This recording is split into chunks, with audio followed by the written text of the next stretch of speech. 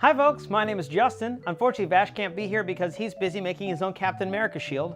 That's actually completely a true sentence. So today we have... Oh.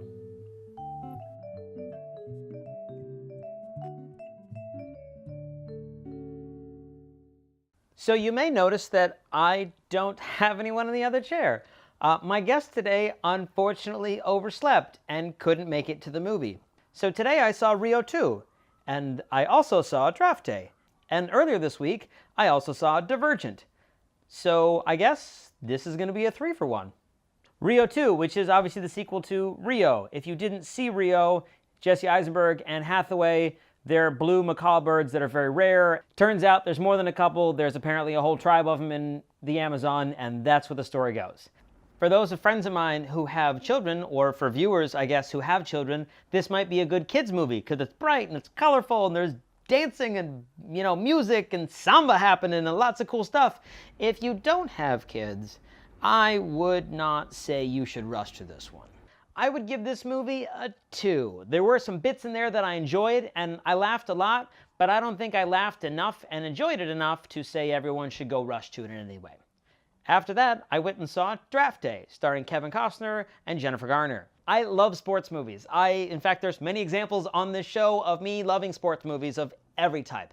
I like Kevin Costner. He's that everyman kind of thing, and as my friend McLean in an early episode did say, he's pretty ruggedly handsome. Jennifer Garner, I love. She's beautiful. She's super talented, and she seems like a great person. Dennis Leary, really funny. It's directed by Ivan Reitman, who directed Ghostbusters. Who doesn't love Ghostbusters? And if you do, feel free to unsubscribe to this page right now. That all being said, who let this happen?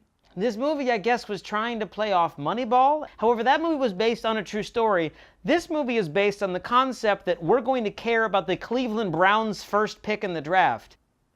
Look, I will suspend my disbelief for a lot of things. Last week, I watched Captain America, a super soldier with a shield made of a metal that can stop anything, fight some dude with a bionic arm on top of a helicarrier.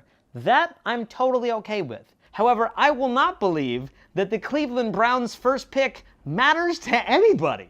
Side note, for everyone in Cleveland that just got really angry right now, trust me, I know how you feel. I'm from Kansas City. I'm a Royals fan, and every year I fall under the delusion that they might win the World Series or even just make the playoffs. And most years, I feel pretty foolish. So I know where you're coming from. You've got Major League. That's a great movie. But the first draft of the Cleveland Browns being a big deal? So for Draft Day, I'm going to give this a 2. There are some moments that are entertaining, but no. And finally, I also recently saw Divergent, the first in, I guess, a series of books I haven't read, obviously, about a dystopian future where after the war of whatever happened, the cities and the worlds have been broken up now into you have to pick one of these 5 factions or groups to live in with the rest of your life, and that makes everyone feel good. Except, of course, that there's someone who is not quite everybody, and then they change and mess up the dystopian future, and that's where these all go. If you put on your teenage girl hat, this movie is a ton of fun. I enjoyed it. There's some action in there. Theo James is a good-looking dude. Shailene Woodley is a great actress. I've loved everything I've seen her in the past couple of years. Even more, I'm thinking about reading the book. So in that case, the movie did a good job.